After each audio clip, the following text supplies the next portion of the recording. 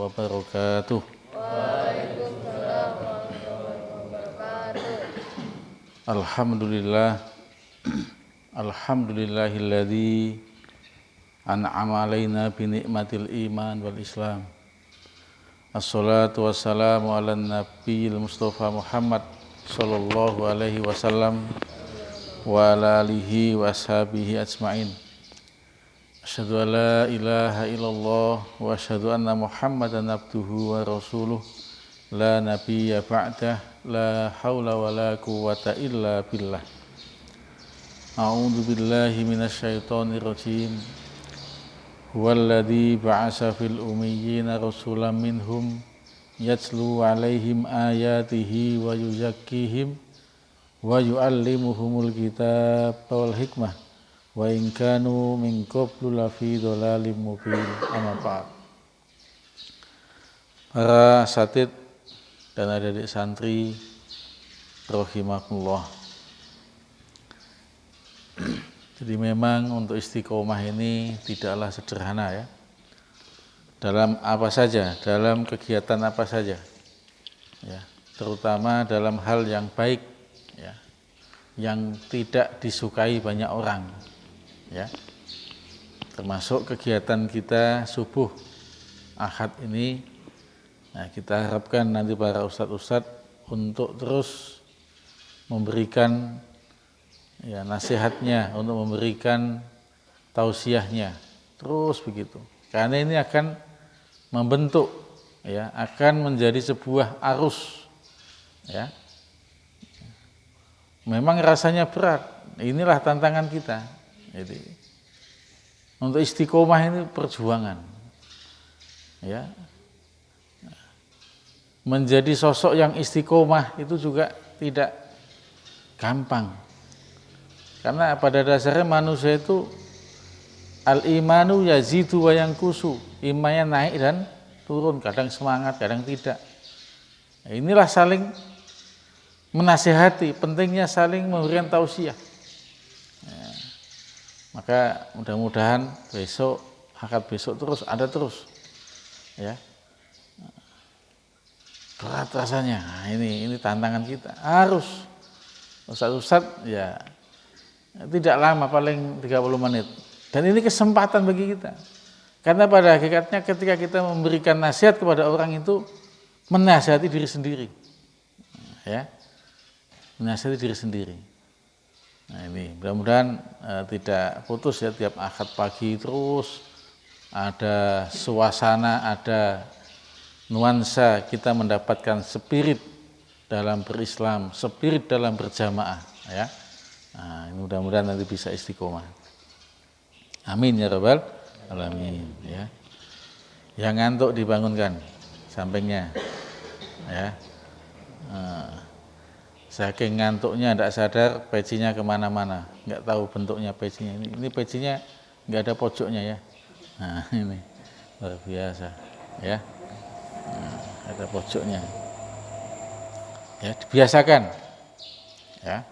Jadi karena umat Islam ini kalau loyo ya, habis kita ya. Makanya ibadah ini sesungguhnya membuat kita semakin semangat tuh. Bukan malah ya. Loyo. Ibadah aja berat, apalagi nanti diajak perang, diajak yang lebih besar lagi. Ya.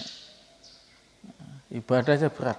Makanya ini harus dilawan, harus dirubah kebiasaan-kebiasaan yang seperti itu, ya, yang loyo, ya kan? Loyo. Pagi-pagi semangat, suasana semangat, bangun lebih cepat, ya. Bangun dengan menyambut karunia Allah di pagi hari, ya. Semangat, ya. Nanti kalau ngantuk-ngantuk ada waktunya, ya. Ada waktunya, kapan kita ngantuk, kapan kita istirahat. Tapi ketika di masjid, ketika kita sholat, ya, tunjukkan kita itu semangat. Diperintah Allah itu antusias. Ya. Coba kalau kita nyuruh orang yang disuruh itu semangat, bagaimana kita? Seneng kan? Nak, tolong ambilkan bersihkan sampah itu, membersihkannya semangat. Selesai dia ngerjakan tugasnya itu bukan sekedar mantep kamu, bukan itu saja. Atau ini ada tambahan, begitu kan? Tapi kalau ngerjakannya antara hidup dan mati, ini ikhlas apa enggak ini? Hasil yang enggak bagus, membuat kecewa yang memberikan perintah. Enggak all out, enggak total, ya. Enggak benar-benar maksimal dalam menjalankan tugasnya. Ya, tidak demikian. Santri-santri Hidayatullah dalam apa itu disebutkan pandu itu salah satunya apa? Bersungguh-sungguh dalam beribadah, sungguh-sungguh. Bagaimana sungguh-sungguhnya? Oh, pagi disiapkan betul. Allahu Akbar. Kemarin waktu hari Jumat ya, yang surat As-Sajdah Ustadz Yusuf itu di videonya ketahuan itu. Ya. Ada yang di depan. Ini kalau di-upload di YouTube menarik juga ini. Ya. Ada juga yang ketika selesai sujud sajadah baru datang. Nah, ketahuan juga santri itu kemarin tanpa sengaja itu. Ada beberapa santri yang datangnya setelah sujud tilawah atau menjelang ruku, ketahuan itu. Gimana ini mau disebut dengan orang-orang yang bersungguh-sungguh dalam ibadah, Masya Allah. Katanya kita ingin mendapatkan nilai yang baik di hadapan Allah. Nah, kalau nggak ada kesungguhan, ya, tidak ada mujidun, ya, tidak ada manjada, tidak ada kesungguhan, ya, saya rasa jauh dari apa yang dijanjikan Allah Subhanahu wa taala. Nah, ini sebagai pengantar, mudah-mudahan ustaz-ustaz nanti ke depan sampaikan nasihat walaupun ya sederhana, ya. Walaupun itu sebentar mungkin 15 menit tetap ada nasihat-nasihat itu untuk adik-adik kita ini calon kader, ya kan? Calon-calon pejuang, calon-calon orang hebat. Ya dari mana? Ya dari sinilah membentuk karakter ini salah satu. Karena orang itu pada dasarnya tergantung apa yang masuk dalam otaknya, dalam pikirannya. Kalau kita jarang memberikan injeksi-injeksi spirit perjuangan, mustahil akan lahir sosok yang kita harapkan, sosok yang pejuang. Ya. Kalau yang di otaknya, di pikirannya hanya hal-hal yang sifatnya sampah, jadilah manusia-manusia yang kualitasnya seperti sampah. Ya. Nah, ini pentingnya memberikan spirit perjuangan ini. Ya. Nanti mohon kepada para ustadz-ustadz untuk terus bisa istiqomah.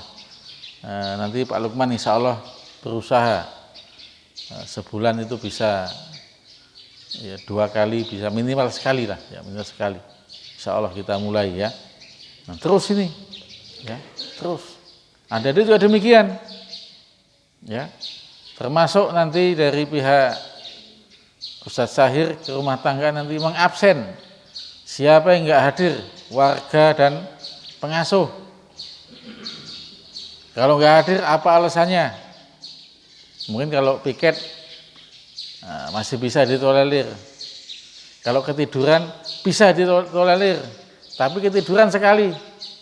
Kalau 2 bulan berturut-turut ketiduran, apa namanya ini? Bukan ketiduran, tapi kelalaian. Dapat sanksi, ya harus disanksi ini. Tinggal di sini, makan di sini, tidur di sini. Giliran sholat subuh, giliran mendapatkan pencerahan nggak mau. Terus mau ngapain di sini? Apa ternak potong ayam potong sini? Enggak kan? Nah, wajib hadir. Ya, yang lajang-lajang ini wajib hadir. Ya. Kecuali piket mungkin wajar lah di sana ya. Wajib hadir di sini. Pokoknya kalau ada adik-adik yang ke masjidnya sudah ogah-ogahan, sudah setengah-setengah, Nah, ini tanda-tanda ya. Tanda-tanda yang kurang baik ya. Anak muda kok nggak senang ibadah. Nah, nanti kalau dia sudah tua itu juga sama biasanya. Berat dia untuk beribadah. Orang yang hari ini tuanya di masjid itu biasanya mudanya dulu di masjid. Jangan harap nantilah saya kalau udah tua, kalau sudah 60 baru ke masjid. Ya. Nauzubillah, jangan begitu. Santri harus militan. Harus siap, harus semangat dalam hal kebaikan, ya. Terus kemudian dari sekalian dirahmati Allah, para jamaah salat subuh rahimakumullah. Pada kesempatan pagi ini kita mengambil pelajaran dari kisahnya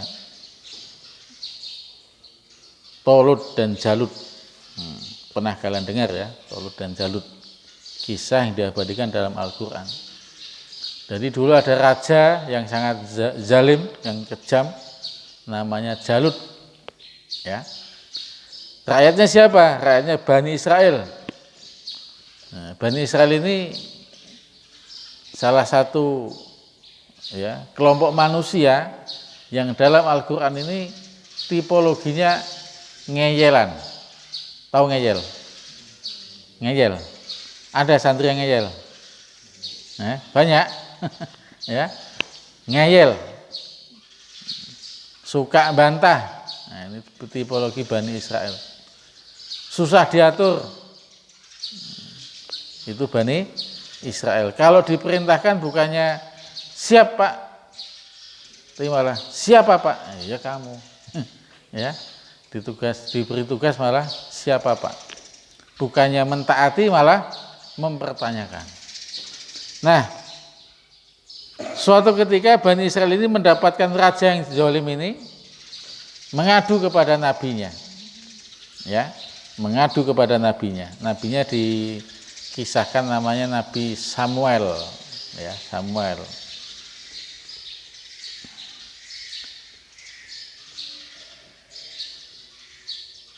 Alam taro ilal mala'i min Bani Israil min ba'di Musa id qalu lin nabiyyin. Ya, orang-orang Bani Israel berkata kepada nabi mereka, ib'as lana malikan. Ya wahai nabi, tolong berikan kepada kami, doakan kami mendapatkan raja atau mendapatkan pimpinan, lana malikan nuqatil fi sabilillah, yang berperang di jalan Allah. Oh, bagus kan? Karena dia merasa dizolimi, minta kepada Nabi, kepada nabinya pada saat itu, doakan kita, kami ini mendapatkan pemimpin yang nuqatil fi sabilillah, yang berperang di jalan Allah untuk melawan Jalut itu. Tapi Nabi ini cerdas, Nabi ini tahu, ya. Hal asaitum in kutiba alaikumul qitalu alla tuqatilu. Apakah kamu nanti sanggup diajak perang? Jadi sudah tahu kualitasnya, orang ini sudah tahu. Kayaknya hebat kan? Ada kan orang itu yang tipenya kayaknya, wah ini semangat ini. Tapi ternyata ada interest di belakangnya. Ya, Nabi tahu. Hal asaitum in kutiba alaikumul qital alla tuqatilu. Kalau nanti dikirim oleh Allah pemimpin yang seperti itu, jangan kamu nanti nggak mau diajak perang. Ya. Mereka bilang, qalu wa malana alla nuqatil fi sabilillah. Oh, jawabannya menarik. Ya, insya Allah kami siap berperang dan kami keluar dari rumah-rumah kami, wa abnaina, dan anak-anak kami. Ya. Nah, ini sejarah ini. Jawabannya menarik. Wa qad ukhrijna min diyarina wa abnaina. Kami akan keluar bersama anak-anak kami. Tapi ketika datang kepada mereka, ya, peperangan tadi, tawallau, mereka berpaling, illa qalilam minhum, kecuali sedikit dari mereka. Wallahu alimum bidzalimin. Jadi orang-orang ini adalah orang-orang yang zalim, ya. Jadi rupanya memang ada tipologi orang atau manusia-manusia itu yang lebih dominan dalam dirinya ini adalah interestnya adalah kepada pribadinya, sampai tingkat seakan-akan berperang di jalan Allah, Tapi nyatanya ketika ada seruan itu dia nggak berangkat, ya. Makanya dalam peperangan itu ternyata juga tidak sederhana. Ada orang yang sebelum berangkat memang dia nggak siap. Nah, lebih bagus begitu daripada nanti pas dalam peperangan tahu-tahu dia mundur. Ini lebih payah, lebih parah ini, ya, lebih parah. Nah, inilah tipologi orang-orang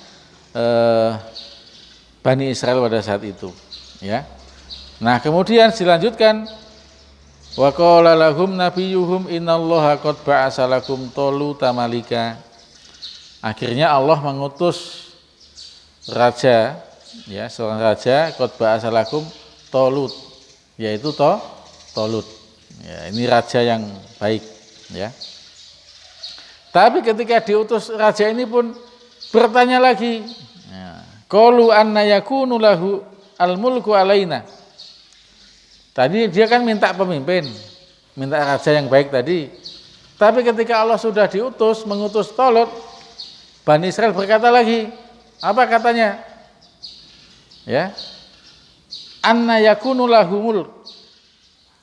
Kita ini lebih pantas dari Talut itu. Talut enggak punya apa-apa, ya. Wa nahnu ahaqqun bil mulki. Ya. Kita lebih berhak daripada Talut. Kenapa? Walam yu'ta sa'atan minal mal. Talut enggak punya harta. Jadi rupanya money politik sejak dulu sudah ada, ya. Jadi ketika ada seorang pemimpin yang diutus, ya, orang-orang yang tadi katanya minta pemimpin yang baik, oh itu lebih pantas kami daripada dia. Nah, ini ada yang begini modelnya, ya. Sekarang dia usul minta berpendapat, ketika dijawab pendapatnya itu dia bilang apa? Oh, saya juga bisa begitu. Saya lebih dari dia. Oh, ini yang kadang menyebalkan ini, yang begini-begini, ya. Innallaha astafahu, ternyata Allah memilih Talut itu. Kelebihan Talut adalah fil ilmi wal jism, ilmunya dan fisiknya. Kenapa? Karena untuk memimpin perang harus punya ilmu. Jadi pemimpin itu harus punya ilmu. Kalau kalian belajar sungguh-sungguh punya ilmu, ya, modal untuk sebagai pemimpin. Kalau nggak punya ilmu, bahaya pemimpin ini, ya. Nah, makanya kita lihat pemimpin hebat itu biasanya ilmunya, bacaannya juga hebat, ya. Bacaannya buku Doraemon, ya, jadi pemimpin. Ya. Tapi yang satu bacaannya ilmunya adalah ilmu-ilmu yang katakanlah ilmu syar'i, jauh lebih baik, ya. Nah, ini jadi sifat Bani Israel seperti ini. Nah, kemudian yang sangat populer, lanjutkan, ini yang mau kita stressing di sini. Setelah Talut itu mendapatkan pengikutnya untuk melawan Jalut, ya, untuk melawan Jalut, raja yang zalim ini, Allah berikan ujian kepada para pengikutnya ini. Ujiannya itu jelas, jawabannya juga jelas. Allah berikan kisi-kisi, Allah berikan jawabannya. Apa ujiannya? Tentaranya Talut. Falamma fasola Talut bil junudi qala innallaha mubtalikum bin nahar. Ya. Maka ketika Talut membawa bala tentaranya, dia berkata, Allah akan menguji kamu dengan sebuah sungai. Maka barang siapa meminum airnya, dia bukanlah pengikutku. Faman syariba minhu falaisa minni. Wa man lam yat'amhu fa innahu minni illa man iqtarafa ghurfatan biyadi. Ya. Dan barang siapa yang tidak meminumnya, maka dia pengikutku, kecuali menciduk seciduk dengan tangan. Satu ini aja, ya, itu ujiannya. Nah, jadi pasukan Talut itu mendapatkan sebuah informasi, kita akan diuji dengan sebuah sungai, ya. dengan sebuah sungai. Tahu sungai ya?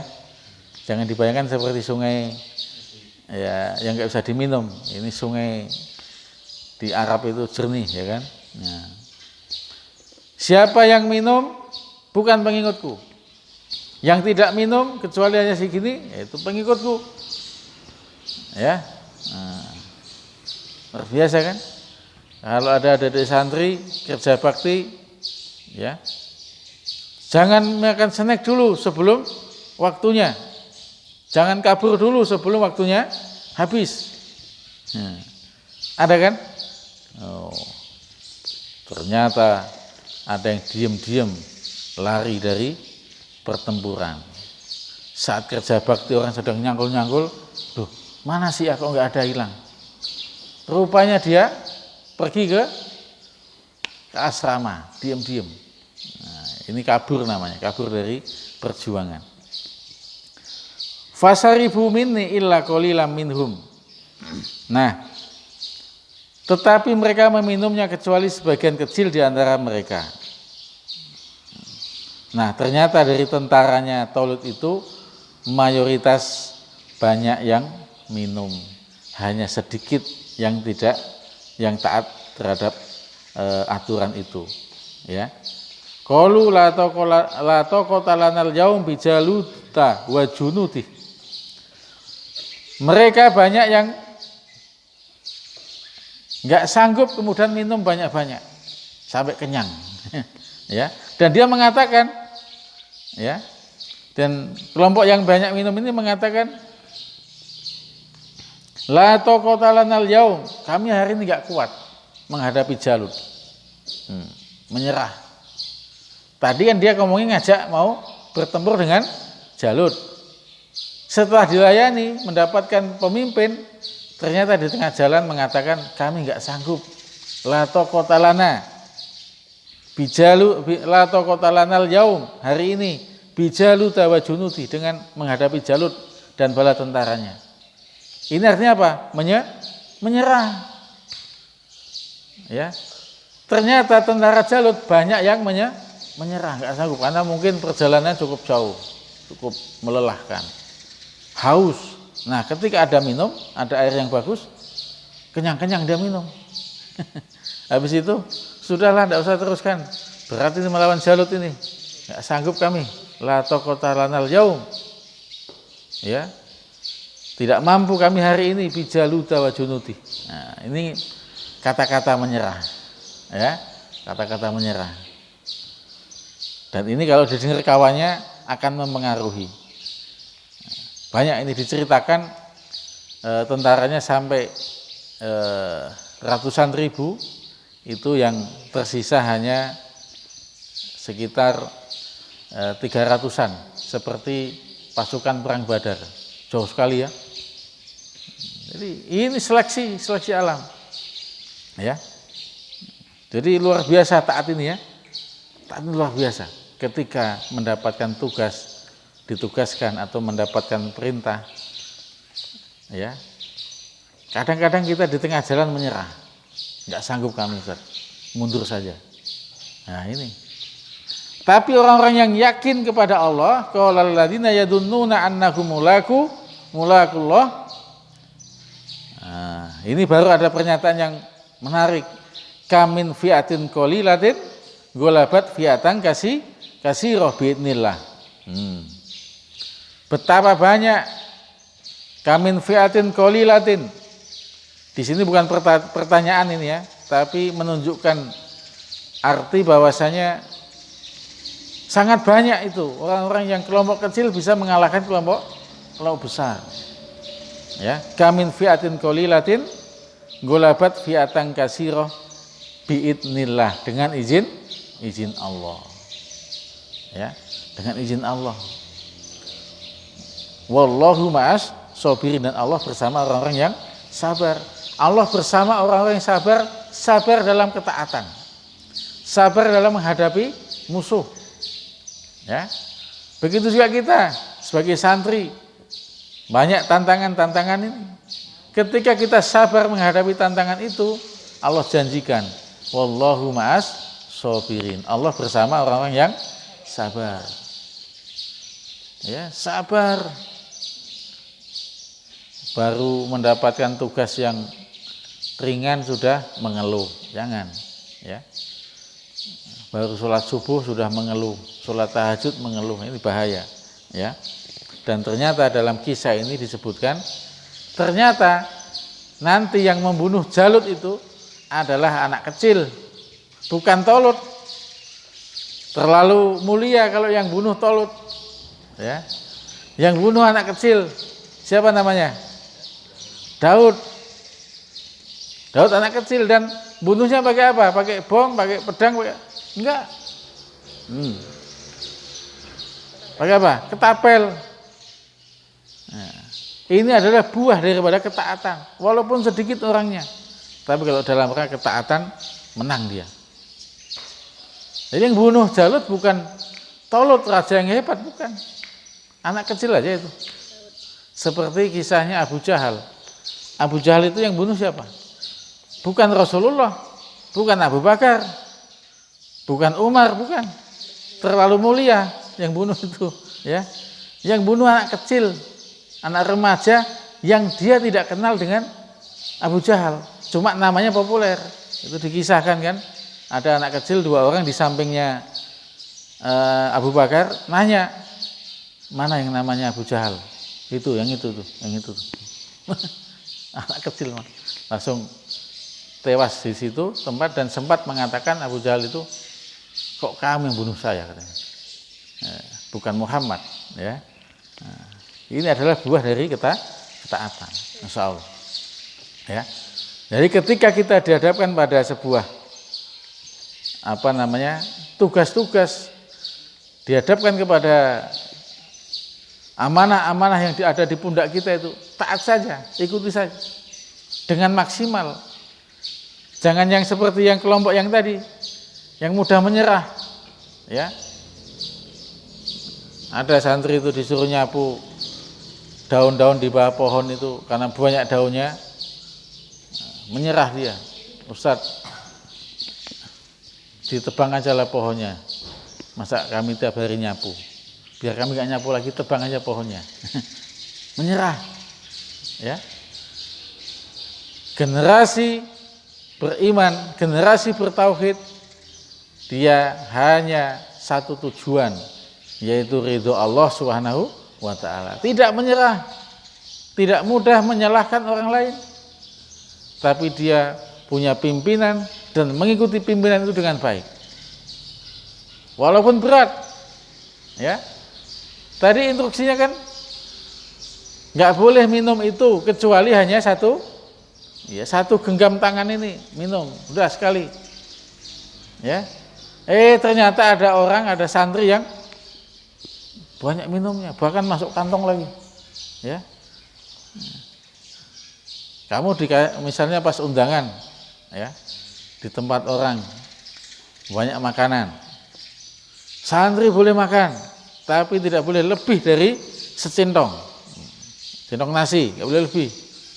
Ya, santri jarang makan enak kan, atau aneh melihat makanan-makanan itu. Oh, ini kesempatan ini. 1, 2, 3, supaya nggak kelihatan, ditekan-tekan, ya. Oh, ini nggak taat ini. Kalau udah seperti ini apa akibatnya nanti? Orang melihat kita, oh ternyata santri ini porsinya Gunung Semeru, ya. Ya. Oh, ini ya. Sampai apa? Yang di belakangnya nggak kebagian. Besok-besok kalau diundang santri itu makannya belakangan, nggak boleh duluan. Nah, biasanya duluan kan, suruh belakang. Ya.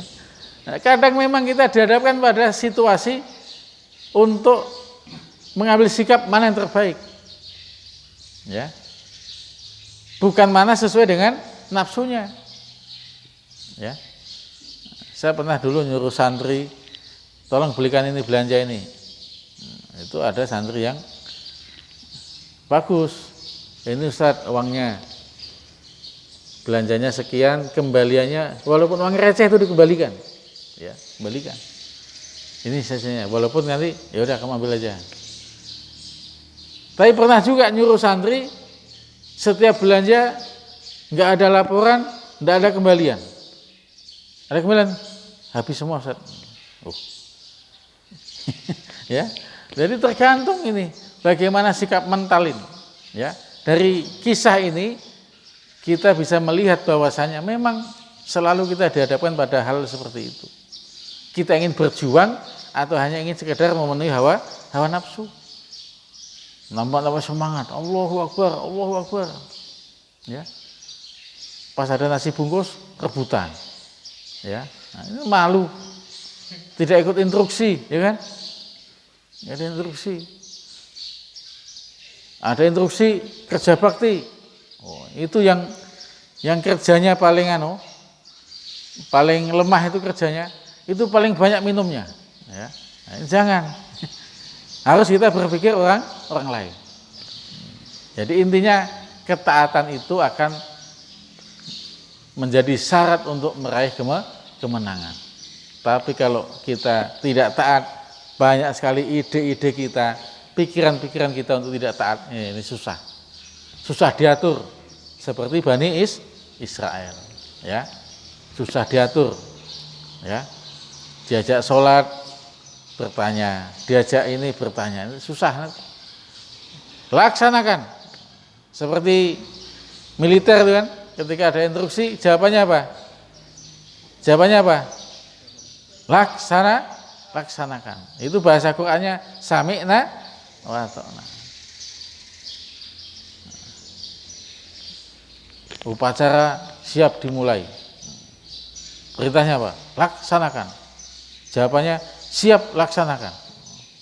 Kan nggak mungkin tentara dibilang upacara siap dilaksanakan. Laksanakan. Nanti dulu. Oh, tembak tempat. Ya, nggak boleh begitu. Nah, kita ini generasi muslim harus begitu. Al-Fatih itu Masya Allah nggak pernah lepas sholat tahajud, nggak pernah lepas sholat jamaah. Wajar dia bisa menumbangkan Konstantinopel, ya. Tapi kalau kita lemes-lemes saja, belajar nggak semangat, ya. Amal soleh nggak semangat, ya. Ibadah juga antara hidup dan mati, ya. Dibilang hidup matanya mejam, dibilang mati masih ada napasnya, ya. Nah, mau begitu, mau diajak perang yang begini, Masya Allah, ya. Bukannya menguatkan pasukan, justru malah melemahkan pasukan, ya. Nah, makanya harus dibangun ini semangat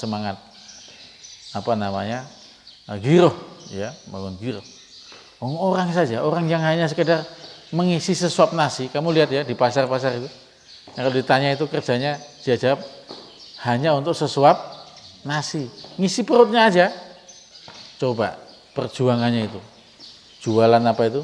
Jual asongan, jual rokok itu, nggak ada yang beli, tapi dia tetap berjualan.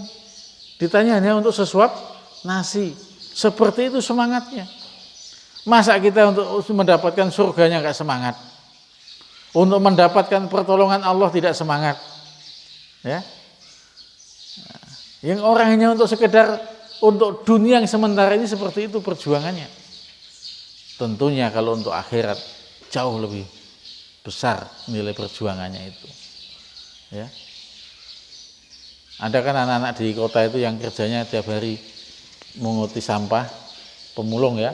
Itu subuh sudah bangun, sudah bawa kantong karung, nah, nggak sholat dia. Sebelum subuh udah keluar dia kan. Bukan hanya sampah saja diangkut, ya, mungkin ada juga, ya, baju-baju orang juga diangkut juga di jemuran. Semangat paginya luar biasa, ya. Nah, masa kita untuk Allah nggak semangat, ya. Ketaatan itu kuncinya, ya. Ketaatan kita kepada Allah, Rasulnya dan pemimpin kita itu modal sukses. Ya, termasuk kita lembaga ini, kalau ketaatan yang dibangun, saya yakin nggak lama ini pesantren kita ini akan mendunia. Ya, sekarang sudah mendunia ini pesantren ini, sudah mendunia.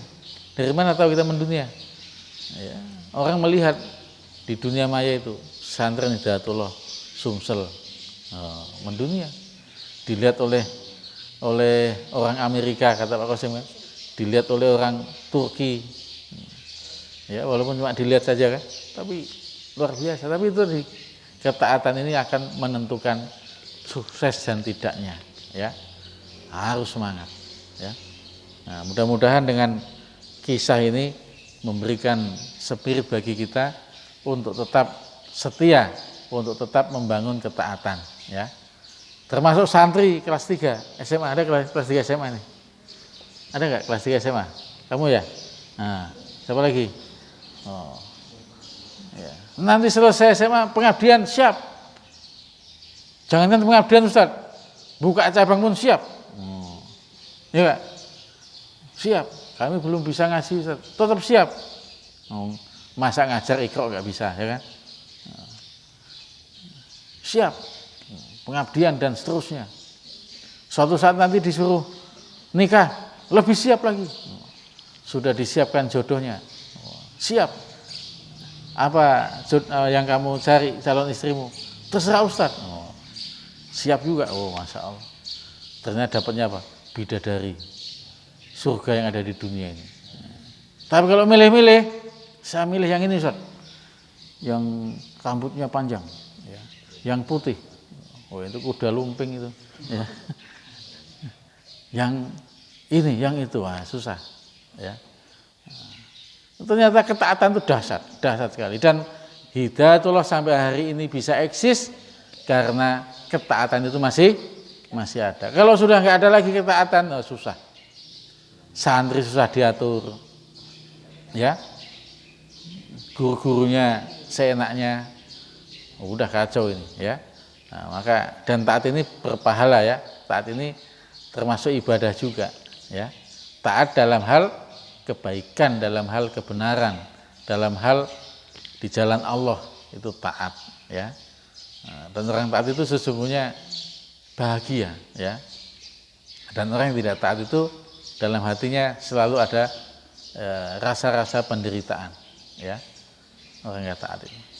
Setiap kali kita ketemu sama santri yang sudah nggak di pesantren lagi, apa jawabannya?